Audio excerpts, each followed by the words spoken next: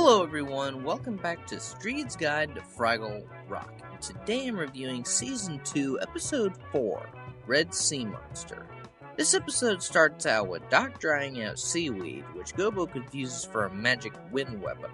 Gobo rushes out to get Matt's card and narrowly avoids Sprocket, who gets caught in seaweed rope, while Doc arrives home from the shore with another batch. He reprimands Sprocket for knocking down his weed line and has the unmitigated gall to call Sprocket confused.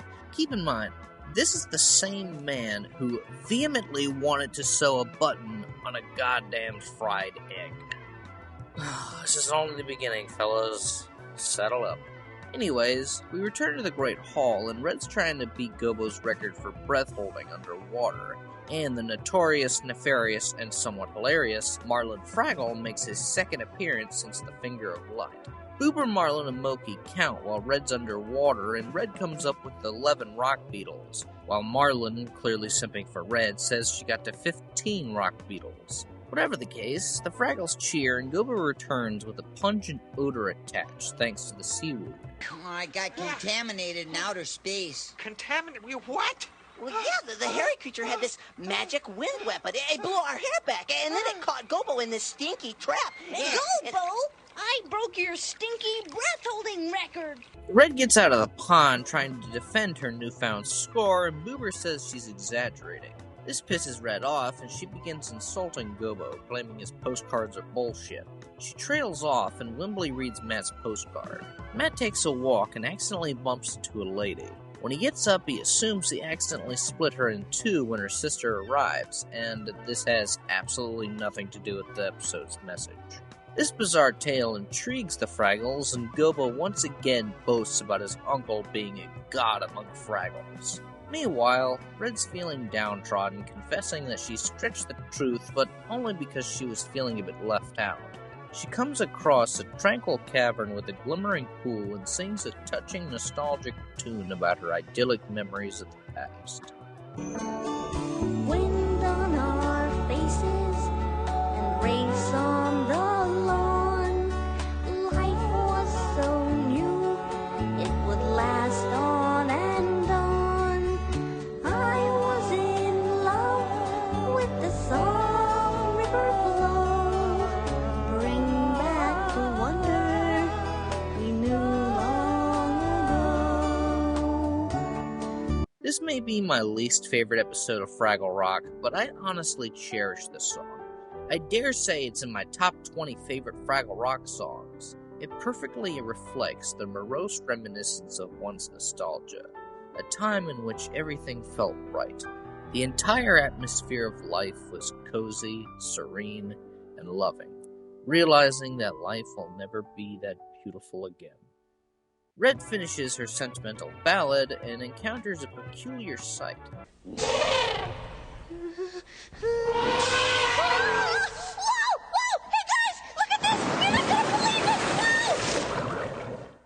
Back in the workshop, Doc is still cooking seaweed, and this is just about as riveting as him melting, freezing, and condensing water. The Fraggles are hanging out in Gobo and Wembley's cave, and Wembley does his best to play the guitar with dreadful results. Red returns excitedly telling her friends of her encounter, and at first they're keen to believe until she mentions the creature having a magic wind weapon. Moki, however, is still on her side and suggests that they at least check it out. The Fraggles wait for the mysterious creature and find nothing. Some bubbles appear, but it's only cave moss, so Moki recommends that the Fraggles head back and play Can't Touch the Floor, with Red staying behind until she sees the creature again. You're being awfully stubborn, Red. I am not stubborn! Remember that. Red is not stubborn. Afterwards, Red feels dumb, thinking that what she saw was merely her imagination, till the creature returns, fully revealing itself, and props to the impeccable puppetry at play. This is clearly not green screen, so the puppet is actually that big. The Henson Company never fails to astound in regards to their keen special effects. Anyways, the sea monster speaks and introduces itself as the last of the lily creatures, much to Red's awe and excitement. Apparently no one's ever seen his kind, and Red very well may be the first. Just to say hi, no fuss, just be yourself. I didn't think you'd mind. Yahoo! Oh, hey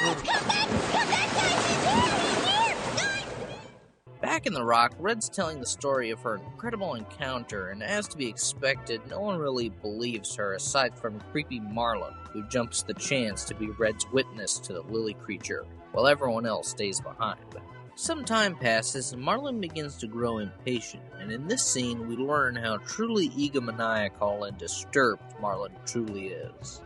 They will shower us with invitations, but we will have to turn them down because we are so busy, so very busy with our full and happy lives. What are you talking about? I'm talking about popularity, having friends. But what has a sea monster got to do with having friends? You could not understand the workings of a lonely mind. Red spots a fin, and the duo grow excited as the lily creature appears to show itself. Surprise! This is the moment in the episode that really, undeniably, indisputably boils my fucking guts. If Red was really exaggerating and doing this all for attention, don't you think she would have given up by now? It's clear as Deucer Towers that she believes in what she's saying, and Gobo sadistically torments her for this. Even Wembley joins in, and Moki, who I thought was pretty fair to Red until now. She basically condones this horrid behavior, saying it's just a simple gag. This is so out of character for the Fraggles to treat her so maliciously over what they assume she's exaggerating about. Anyways, I need to collect myself. Red's absolutely pissed and has an appropriate response to Gobo's dickery. You're despicable, Gobo! Afterwards, Red packs her things and decides to live by the pond until she can prove the creature's existence. Gobo and Moki still maintain the conviction that a cruel gag was merely an inoffensive joke, and Gobo makes quite possibly the smuggest and most prickish comment he's ever made. There's nothing we can do, Moki. She's dug herself in, and now she'll have to dig herself out. Gobo, I love you, but shut the fuck up. It's you all that drove her to move to that cavern because you just had to mock her. You're the one holding the shover and kicking her in, motherfucker. This is all because of you! Anyways, Red trudges back to the cave and discovers Marlin's horrible plot to capture the poor lily creature, to savor the spotlight and fame, reveling in his own glory forever. I still don't know why people don't really consider Marlin an antagonist. Just because he's ineffective doesn't mean he's any less sinister. In light of this horrid revelation, Red lies to Marlin, saying she made it all up, and uses Marlin's creepy personality against him in a rather funny sequence. But why? Well, call it the workings of a lonely mind. Red, you are very strange. Perhaps I better be leaving. Bye-bye. Red springs a trap, blaming herself for everything, and suddenly our old soft-spoken friend the lily creature returns to thank her for saving it. I am the last of the lily creatures. If I cannot live here in peace, I cannot live at all. Oh. Can you keep me a secret? Well, it won't be easy, but I will. Could I come back and visit you? Of course, we are friends. Back in the Great Hall, everyone's feeling glum, especially Moki, who sings a morose ballad about driving her best friend away. Suddenly, Red returns, telling them that she made up the entire story, and to give Gobo minor credit, he did attempt to apologize, but it was too little too late. Anyways, everyone's just glad that she's back, and they sing and reprise the previous song, and Red forgives them. Even though I think it's a bit soon, we return to the workshop with Sprocket stuffed from the hearty seaweed meal, and Doc looks for other supper delights. I think tomorrow I'll try this sea slug casserole.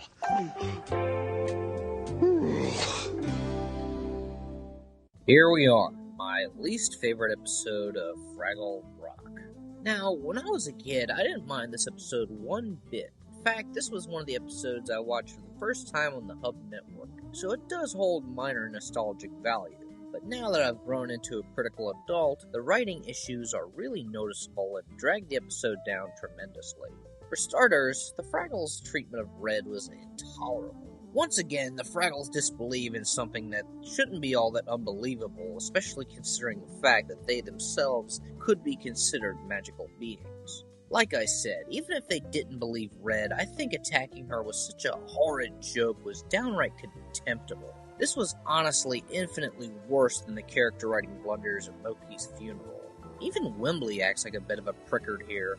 What makes this episode truly a tragedy is the wasted potential. I can definitely see the nuggets of sapped poignance here. For instance, this episode presents the idea of putting aside one's pride to protect someone else. Which is honorable, but do we really need this pointless bullying to get here? Another issue is our antagonist for the episode. Well, besides Gobo, Marlin has the potential to be a genuinely heinous villain, but the main issue is that he never seems to accomplish anything noteworthy. All he really does is set up a trap that gets immediately immobilized and has a power trip. A complete waste of a character that could have been on the same level as the evil Wandering Mooch. Admittedly, I'm beginning to feel guilty writing such an embittered review, but I can't omit my true and cast-iron convictions toward this episode. So I'll go over the minuscule aspects I did enjoy about this entry. Firstly, Red's song, Bring Back the Wonder, was genuinely touching and seamlessly captured the nostalgic yearning we all feel for our formative years. Secondly, the last of the lily creatures is perhaps one of Fraggle Rock's most fascinating and elegant beings. I find myself pondering about its enigmatic past. Why is it the last of the lily creatures? What happened to the rest of them, and why did it alone survive? That's the kind of lore that makes Fraggle Rock so endlessly intriguing, even in its worst episode. I've mentioned this before, but the puppetry is incredible too. It must have taken a lot of crew to work this gigantic thing. Overall, this is Fraggle Rock at its lowest. Everyone's out of character, the antagonist is disappointing, and Red's needlessly harsh treatment is sickening. I'm gonna dishonorably give this episode the lowest mushroom I can give it. Had we not had Red's song and the lily creature, this episode would have gone from frustratingly mediocre to obscenely bad. To end this review off in a slightly more positive way, even though this is arguably Fraggle Rock's worst entry, it's still easily watchable and not necessarily boring. Even amazing shows like Gunsmoke, Last of the Summer Wine, and The Twilight Zone have episodes far more unwatchable than this one. Well guys, that was the review, and I will see you all in a review of a much better episode.